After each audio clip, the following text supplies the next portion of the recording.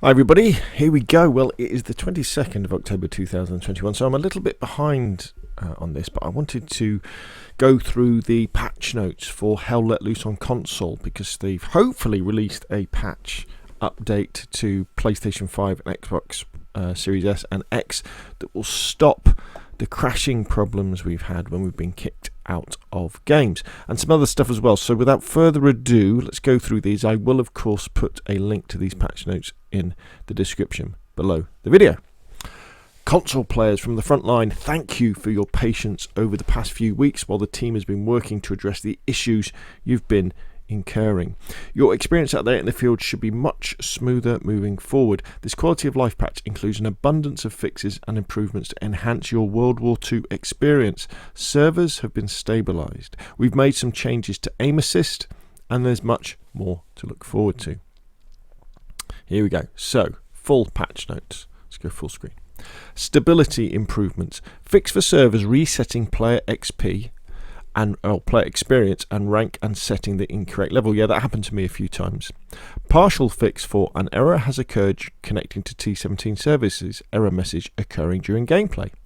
The underlying cause for this is still being worked on, but this will now fail silently. No error message will show during gameplay, and there will be no impact on the game that's in progress.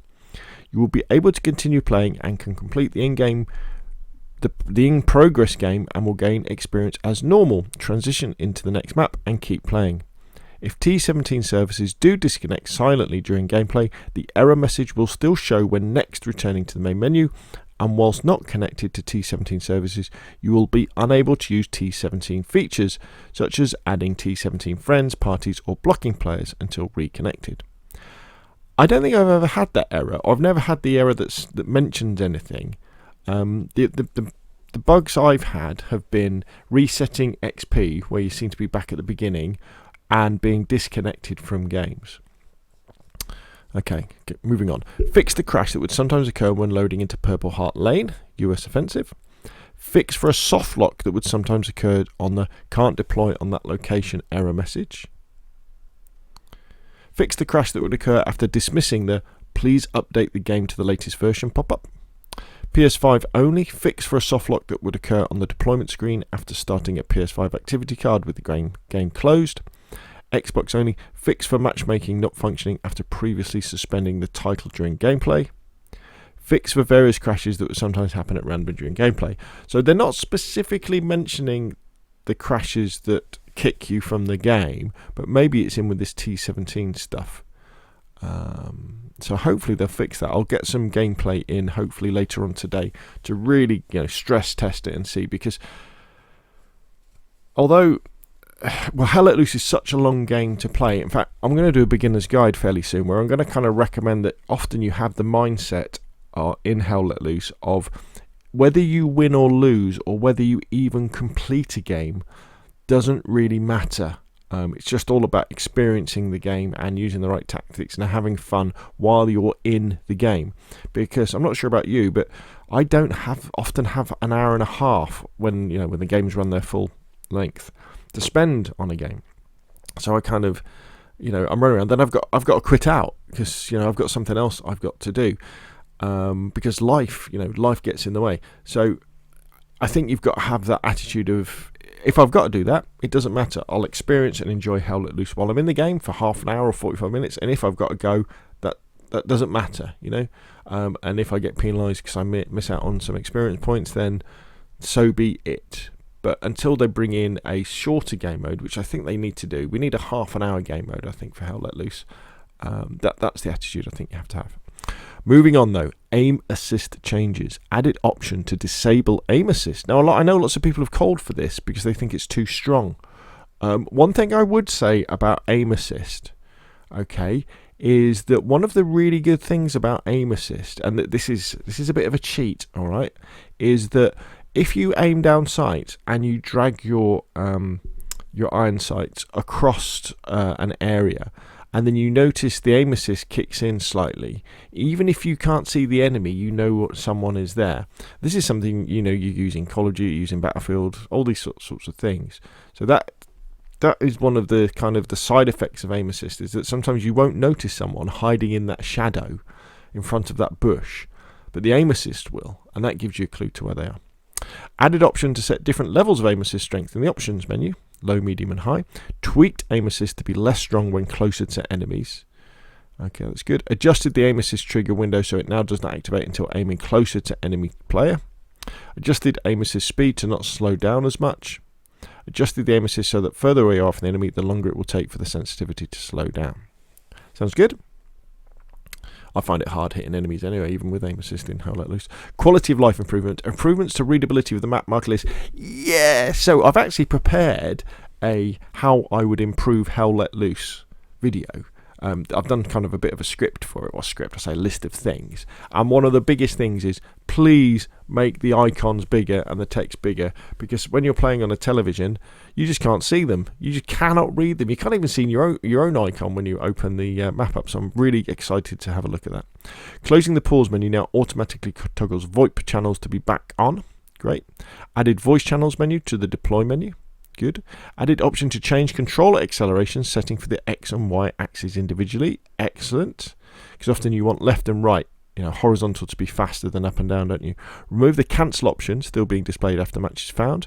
Changed manage unit option for squad leaders to be on circle B instead of left D-pad. Square or X will refocus back on spawn locations. Bug fixes. Here we go. Fix for user settings, sometimes resetting back to default values after closing and relaunching the game. Fix for changes made in barracks and change role screen being reset after relaunching the game. Fix for the experience screen not always triggering after a match. Yes, I've had that one a lot on games not ordering experienced players. Fix for VoIP not reconnecting after returning to the game for the system home screen. Fix for players in the same party sometimes matchmaking into opposite teams. That's quite funny. Fix for tank turrets continue to rotate if the tank gunner open the pause menu while moving the turret. I tell you what, since it came out on console, I haven't got in a tank yet. I need to work on that. Fix for the leave party pop-up displaying when viewing a player's profile. Fix for the T17 notifications tab, creating duplicate friend requests. Fix for join friend option in the T17 overlay not functioning for joining friends already in game. Fix for debug text shown within the commander hints text. Fix for menu focus being lost if the join unit button was highlighted when the player list was updated. Fix for invites not being delivered if the T17 overlay was closed immediately after sending an invite. Fix for players who have left a party still showing as being in a party. Fix for player kick notification triggering after voluntarily leaving a party. PS5 only. Fixed haptic feedback not being present for proximity to grenade blast. And PS5 only, added the option for a party host to kick members from the party activity card. Various minor bug fixes and improvements.